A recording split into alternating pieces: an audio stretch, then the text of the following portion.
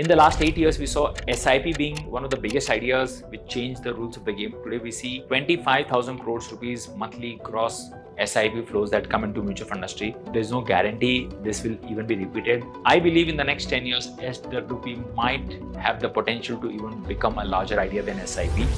Suppose in 96, you would have retired and you would have 1 crore rupees. Can you invest this money in such a way that I get 1 lakh a month, which means 12 lakhs per annum? It's been almost 30 years now. You have so far withdrawn 3 crore 29 lakhs, 1 lakh a month for 329 monthly installments. In spite of withdrawing 3 crore 29 lakh, today you are sitting on a corpus of 32 crores rupees over the last 30 years. That is why I believe SWP will become the biggest tool in the years to come. Many people have not yet figured this out.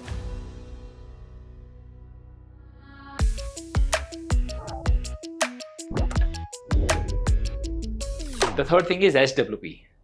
Okay, this is going to be a big game changer. Systematic withdrawal plan will be the next big idea.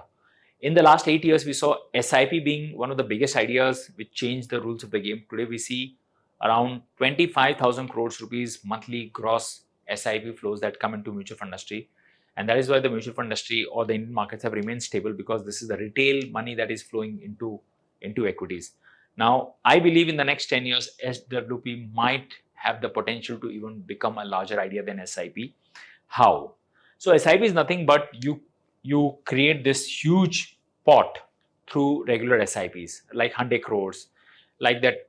Think of equity as your third child example, which I gave, and I created every time I save for one child, I was saving into my SIP for the imaginary child. So suppose this is your third imaginary child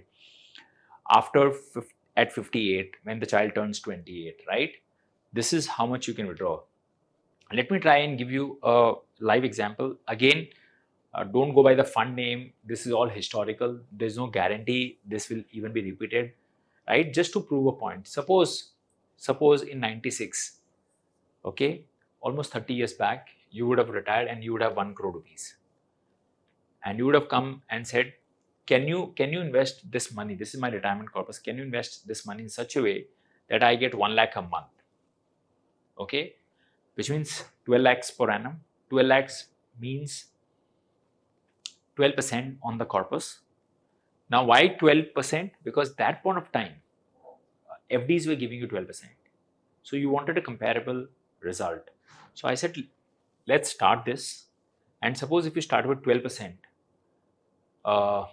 it's been almost 30 years now. You have so far withdrawn 3 crore 29 lakhs, 1 lakh a month for 329 monthly installments. And you invested 1 CR. In spite of withdrawing 3 crore 29 lakh, today you are sitting on a corpus of 32 crores rupees over the last 30 years. Okay. The reason being, this is your withdrawal. This is what you withdrew. This is what you didn't withdraw, right? And this is what it has become, 32 crore. The reason is your withdrawal was at 12% per annum. Okay, it was 12% per annum, while your fund has given 18% return for the last 30 years. Of course, in today's scenario, 12% is going to be a very, very risky bet. Okay, because there was a time when markets were giving 18, 19, 15, 20% return. Now returns have come down.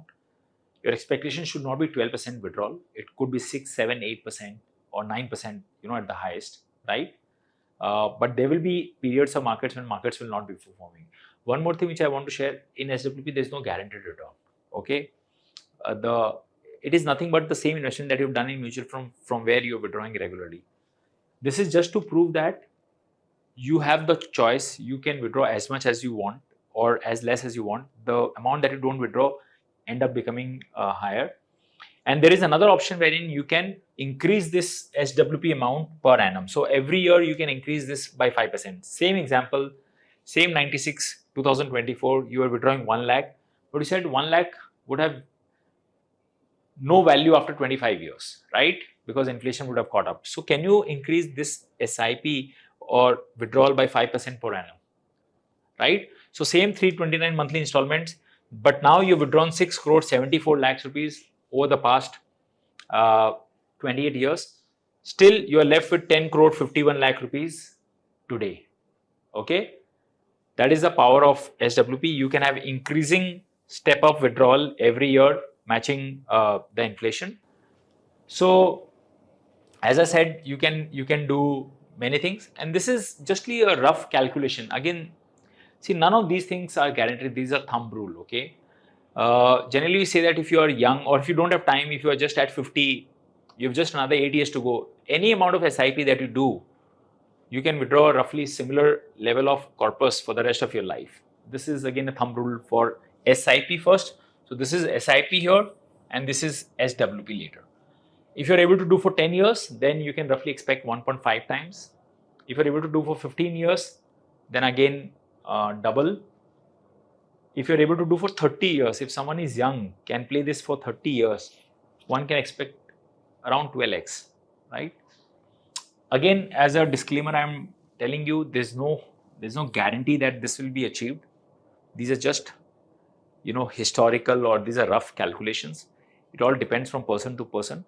One thing you have to understand, the lesser you withdraw in the earlier years gives you more flexibility to withdraw a larger amount in the later years. Okay, so you have to keep balancing, you have to keep revisiting these figures depending on the market conditions, depending on the fund performances.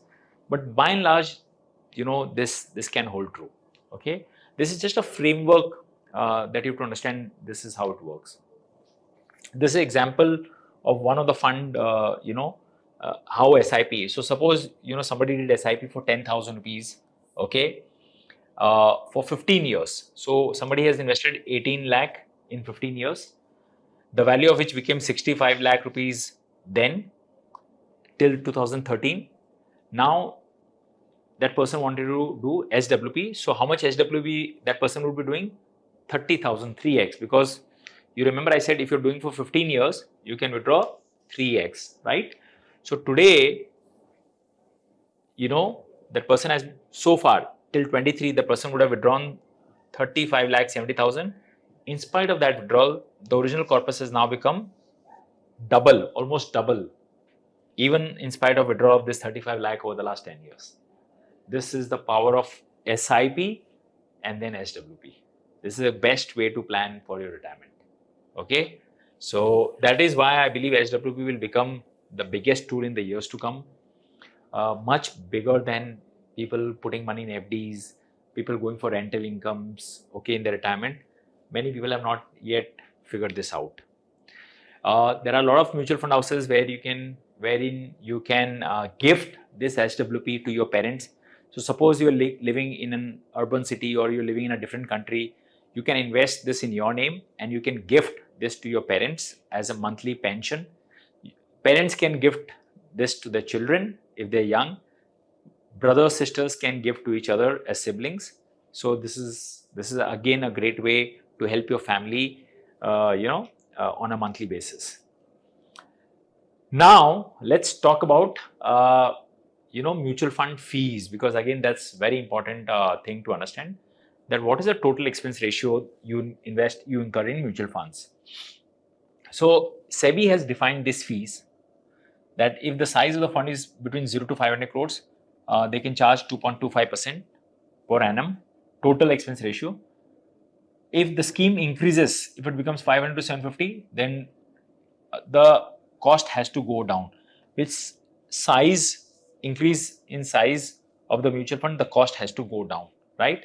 So SEBI has defined this for equity funds. SEBI has defined this for other funds. SEBI has defined this for index fund also. Index fund can charge maximum 1% fees. Fund of funds can charge maximum of 2.25% fees. Okay. So all the fees are defined, which means with the size going up, the cost of your fund should be going down. That's benefiting from the economies of scale. And what are the various kinds of fees that mutual fund has? Mutual fund has to pay trustees, AMCs, register and transfer agent, custodian, auditor fees.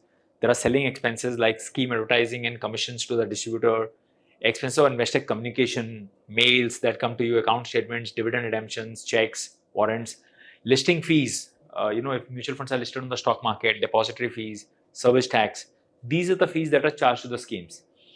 There are expenses that cannot be charged to the scheme, like penalties and fines for breaking laws, that has to be paid by the company. Interest on delayed payment to the unit holders. legal, marketing, publication, and other general expenses not attributable to any particular scheme. Expenses of general administration, corporate advertising, and infrastructure cost, these things cannot be passed on to the scheme, which means only these things which are related to that particular scheme. So every scheme within the mutual fund house has a separate accounting. Okay, AMC will have a separate accounting altogether. So these are things they cannot charge to the scheme. They have to be booked from their AMC pockets itself.